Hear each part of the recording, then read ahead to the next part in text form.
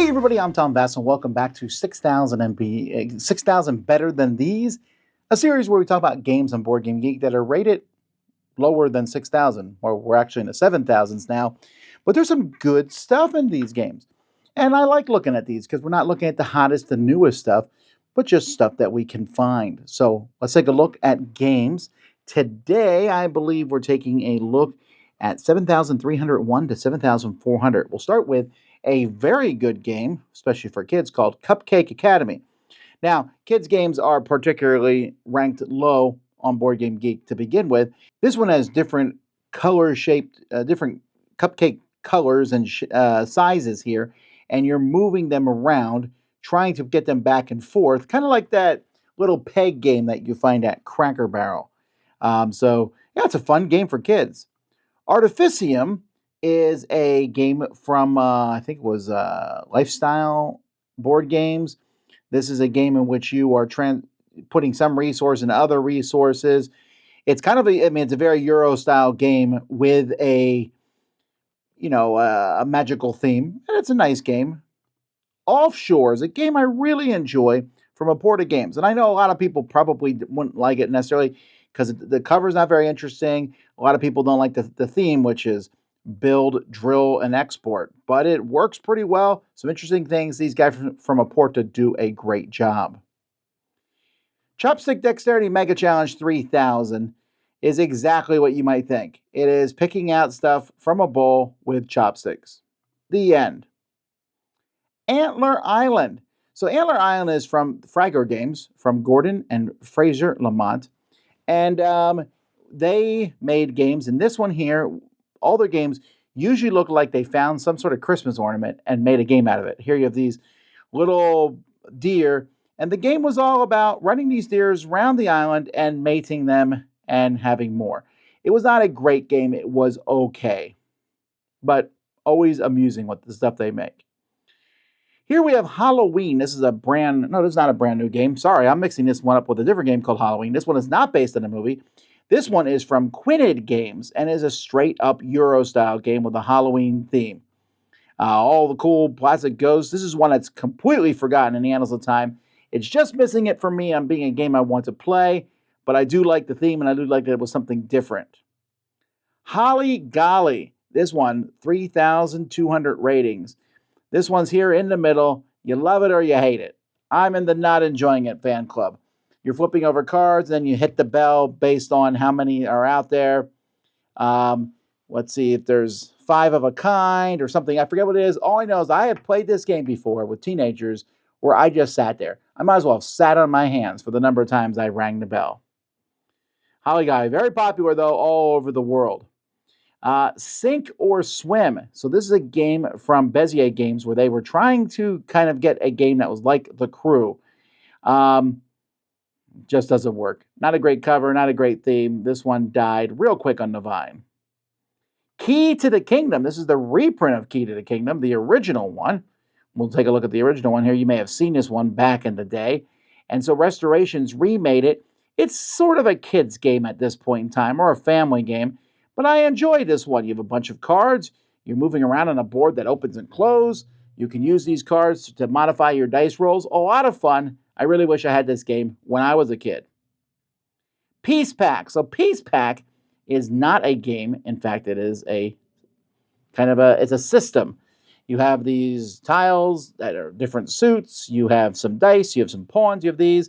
And then people make 600 different games with them that no one ever plays, unfortunately. I think the idea for Peace Pack's interesting, but I've yet to play a game with it that I thought was really that good.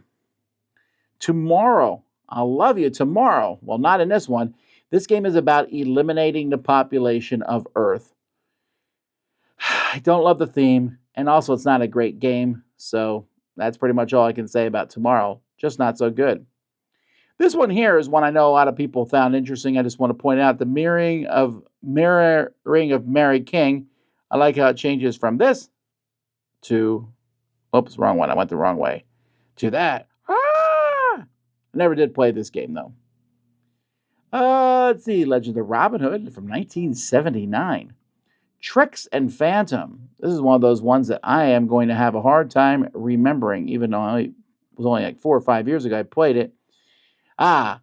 This is a game in which you are kind of betting on the suits that people are playing. So a fun game. I think this one is from Wink. It is from Wink. So check it out. Here's a bunch of games I've not played. Davy Jones' Locker just came out last year. I know that. Ghostbusters Protect the Barrier. So this is a reimplementation of Ghost Fighting Treasure Hunters, which is very, very popular. In fact, they just remade that game and just came out this year, the anniversary edition. But Ghostbusters Protect the Barrier was kind of based on that, and it was based, I believe, on the Ghostbusters movie, the all-female team Ghostbusters that came out, which did not do particularly well, at least in long term. This one is not as nice components, but it is a nice little theme with the Ghostbusters, and I like this game, a nice little cooperative game. All right, here we have Klondike Floating Market and Catan Family Edition.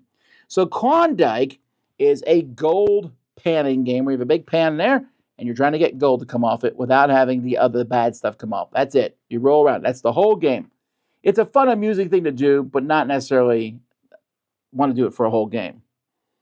Floating Market is a Ben Pinchback and Matt Riddle game from almost 10 years ago about the floating market.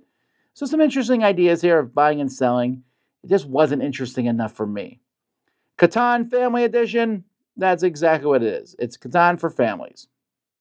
So a bunch of average games there for me. Mulry, this is a new trick-taking game from All Play that I found to be okay. I will say that some of the guys here in the studio like this one a lot more than me. I don't love the motif of it. Nah, it's fine. Then we have Murano Light Masters, Wizards Academy, Arantis, and Worldspanner Faction Set 1 Heroes. Very different games.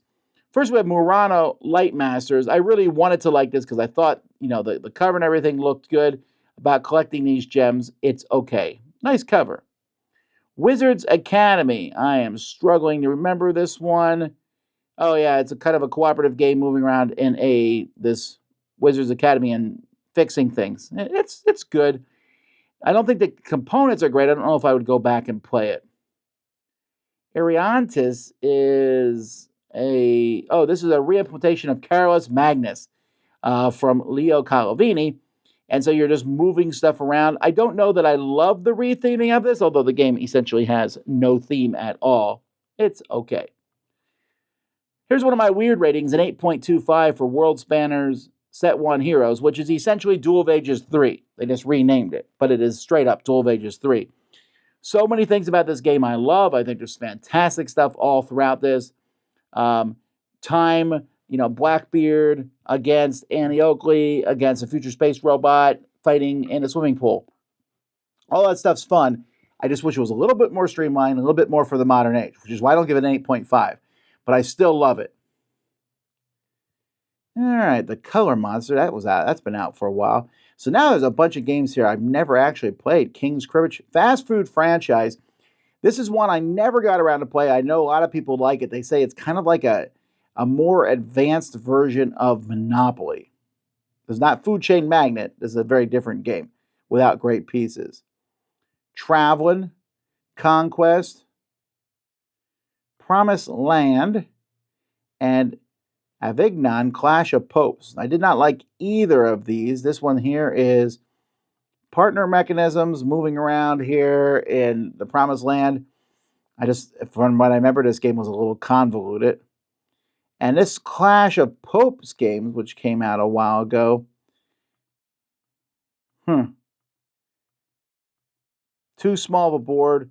Oh, wait, I'm sorry, I know when I played this one. This is one of the little games from Button Shy. You're moving the popes back and forth. There just wasn't enough there. Alrighty. Klub, that's a Druid. I feel like I played this game at some point from Tom Lemon. Maybe I haven't. I have not, actually, with dice. I'll have to try it sometime. Whale Riders, the card game. So Whale Riders is a pretty good game. This card game they threw on top, it's a re-implementation of Trendy, which is ranked higher than 6,000, but I did not like it. Rattlesnake is a game in which you're just putting these weird rattlesnake magnets on the board. For a while, these were sold everywhere at stores. They're called rattlesnake magnets. You throw them up in the air. When they hit each other, they rattle back and forth. And this game is essentially put them on different snakes on the board and don't have them all hit each other. That's the game. Monster Match is a game that comes in this, little fuzzy thing here that kids will enjoy. It works well for kids because you're matching monsters by one of their parts, not all of them, and I like that a lot. Yamslam. Yamslam has been around forever. You're rolling dice, taking chips. Basically, it's like a fast, simple version of Yahtzee. I'd rather play Yahtzee. All right, what do we got left here? We got Chariot Race. This is one that people thought was going to be big because this is from Matt Leacock. It came out in 2016. He was on his fame from Pandemic. And here you roll dice, sort of like Yahtzee, to move chariots around. Now, these are much nicer chariots than actually come in the game. Yeah, they look like that, what I just showed you. Well, that makes it look really cool. But, wow, these pictures are making it look amazing. It looks like this. No, that's even better than it. Anyhow, it's a very mundane racing game. Let's see what else we got in here. Munchkin Quest is down pretty far. Fantasy Defense, Hamster Back, Swindler.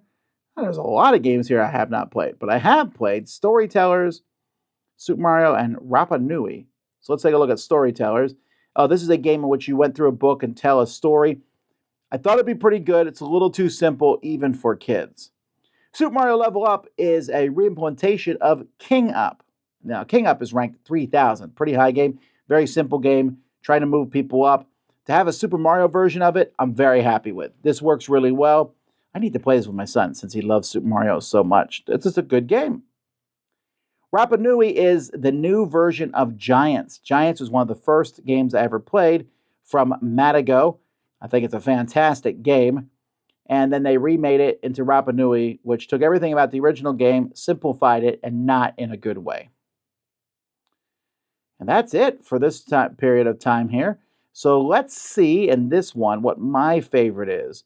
Is it tomorrow? Oh, no, it's probably, it's Worldspanner Factions. Duel of Ages 3, although Cupcake Academy, also pretty good. Well, there you go, folks. Tell me what your favorites are in the comments in this section of 100. Thanks for watching. I'm Tom Vasel. We'll see you next time on the Dice Tower.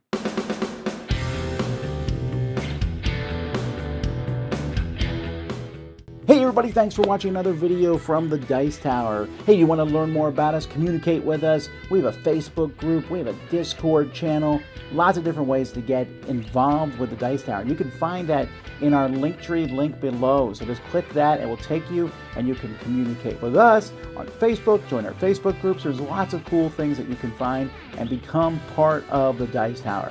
Thanks so much for watching. I'm Tom Vasel.